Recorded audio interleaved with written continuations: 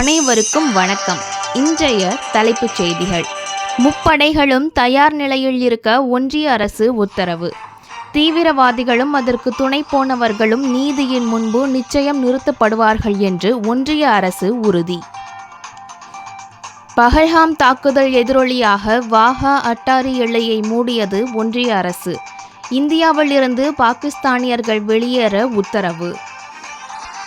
அதிமுக எம்எல்ஏக்களுக்கு தனது இல்லத்தில் விருந்து வைத்த எடப்பாடி பழனிசாமி. பாஜக கூட்டணியை விரும்பாத சிலரை சமாதானப்படுத்த முயற்சி. பயனர்களின் தனியுரிமை தகவல்களை பெற்றதில் விதிமீறல் புகார்.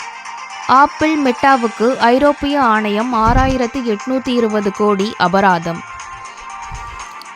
கோடை விடுமுறைக்கு பின் தமிழ்நாட்டில் ஜூன் 2ஆம் தேதி பள்ளிகள் திறக்கப்படும். பள்ளி கல்வித்துறை அறிவிப்பு. ஐபிஎல் போட்டியில் ஐதராபாத்தை 7 விக்கெட்டுகள் வித்தியாசத்தில் வீழ்த்தி மும்பை அணி வெற்றி. புள்ளி பட்டியலிலும் 3வது இடத்திற்கு முன்னேற்றம். நன்றி. மீண்டும் வேறொரு செய்தியில் காண்போம்.